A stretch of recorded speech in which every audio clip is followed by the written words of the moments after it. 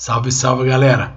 Bom, nós vamos agora, começar aqui as famosas ligações químicas, O que seriam essas ligações químicas? Bom, nós sabemos que temos 118 elementos químicos, que são os da tabela periódica. Se não existissem as ligações químicas, era para existir 118 substâncias diferentes. Só que não, já foram catalogadas milhões e milhões e milhões de substâncias diferentes graças às ligações químicas. Por exemplo, só com o carbono, hidrogênio, oxigênio e nitrogênio, que são os 4 principais elementos para a existência da vida na Terra, nós conseguimos fazer milhões de compostos. Por exemplo, só com o hidrogênio, o enxofre e o oxigênio. 3 elementos químicos. Hidrogênio, enxofre e o oxigênio. Existem várias moléculas que têm esses 3 elementos. Por exemplo, H2, que é o gás hidrogênio, H2O, eu peguei o hidrogênio e o oxigênio. Nós temos o H2O2, que é água oxigenada, H2SO4, que é o ácido sulfúrico, H2S, SO2, SO3, enfim. Só com 3 elementos químicos eu quis mostrar quantas substâncias diferentes nós temos, graças às ligações químicas, Só que para fazer qualquer ligação química, pode ser a iônica, pode ser a covalente, pode ser a ligação metálica, enfim. Para trabalhar com qualquer ligação química, nós temos uma teoria muito importante chamada teoria do octeto. Professor, o que fala essa teoria do octeto? Para um certo elemento químico ficar estável, ele tem que ter 8 elétrons na camada de valência, ou 2 na primeira e única camada para aparecer o hélio. Ou seja, na tabela periódica inteira dos 118 elementos, os gases nobres basicamente não reagem. E por que eles não reagem? Porque na última camada eles vão ter 8 elétrons. Gente, só uma observação, essa teoria do octeto ela só é válida para os elementos representativos.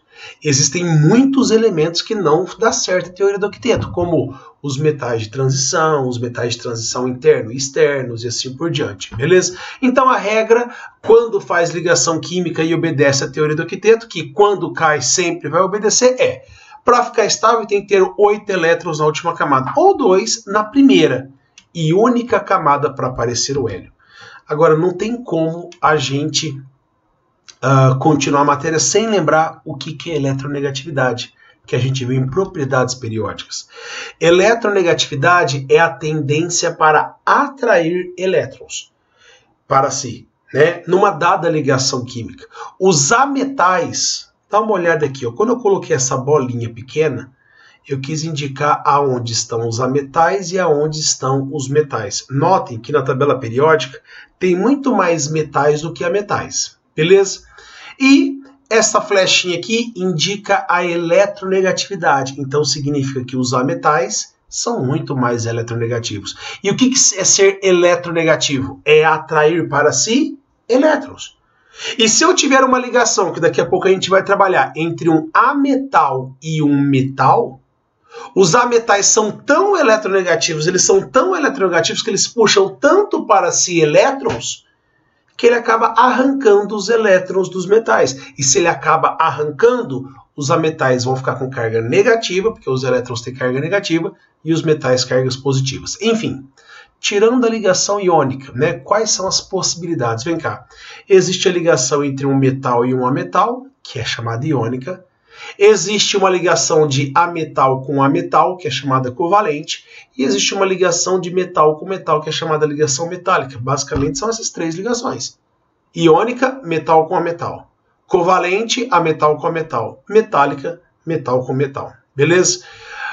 Bom, primeira ligação que nós temos é a ligação iônica, Aonde que ocorre a ligação iônica? Ela ocorre entre íons, por isso que chama iônica. E quando eu falo íons, nós temos aí os cátions e nós temos os ânions. Lembrando que os cátions têm carga positiva e o ânion carga negativa. Bom, a ligação iônica ela acontece entre metal e ametal. Lembrando que os ametais são os mais eletronegativos e os metais são os menos, Na ligação iônica, os elétrons são transferidos. Então ele vai sair do cátion e vai para o ânion. Isto é transferir. Ou seja, o cátion vai ficar com carga positiva e o ânion com carga negativa. Por isso que os elétrons são transferidos, né? De acordo com a diferença tão grande de eletronegatividade, né? O ânion, o ametal, ele puxa tantos elétrons que ele acaba ficando negativo. Beleza? Bom, essa é a ligação iônica. Uma característica muito importante, né? Os compostos iônicos possuem altos pontos de fusão e ebulição. Enfim, todos os compostos iônicos na temperatura ambiente, eles são sólidos, né? Eles possuem elevados pontos de fusão e ponto de ebulição. No estado sólido, eles não conduzem eletricidade. Gente, essa informação é muito preciosa para qualquer vestibular, né? No estado sólido, os compostos iônicos não conduzem eletricidade, vírgula.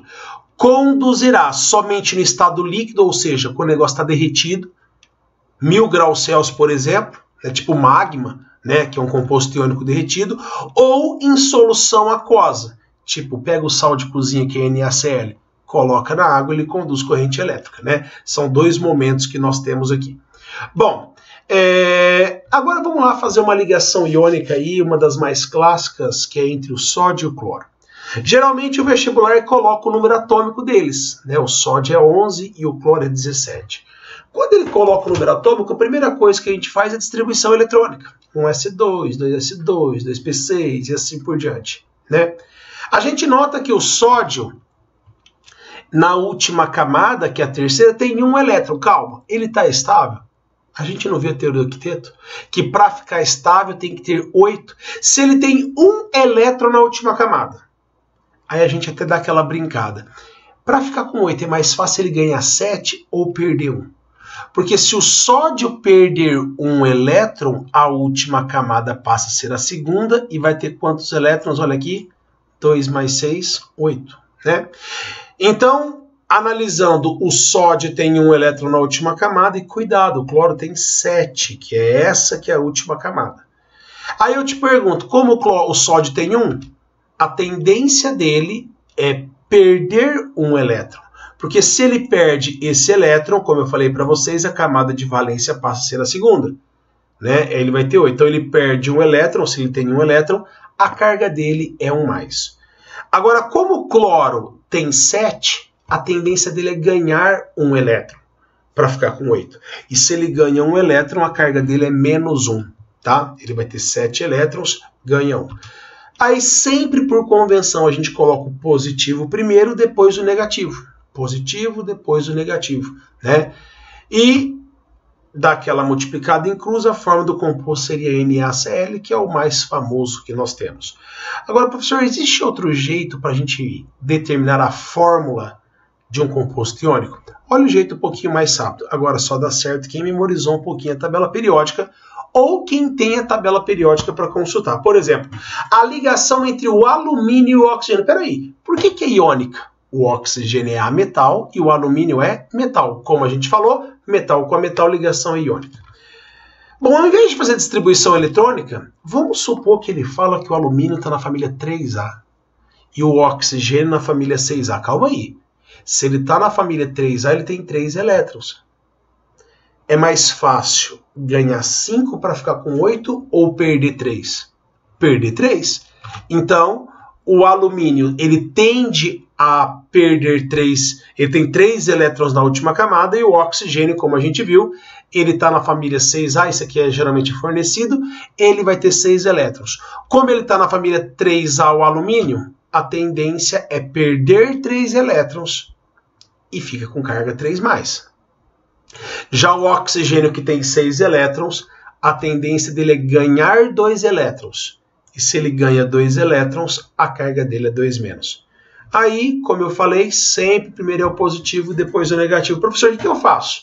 Tem 3 positivas e 2 negativas. Gente, a ideia é simples.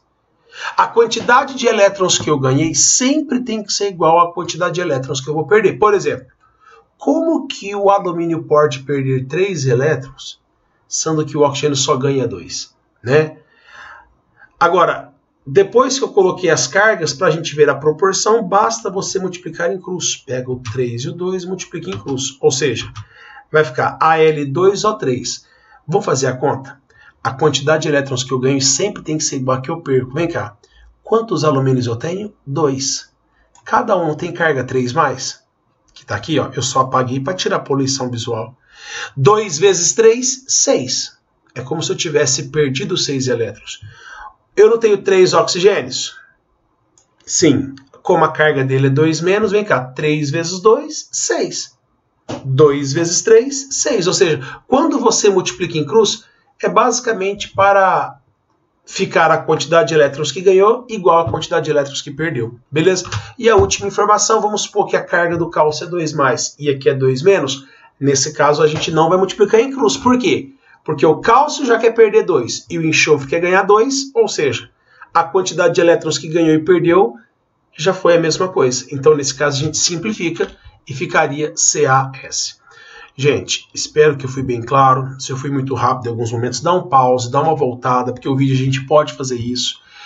Foca na tarefa, tenta fazer os exercícios e até um próximo vídeo, se Deus quiser. Um abraço e até mais. Tchau.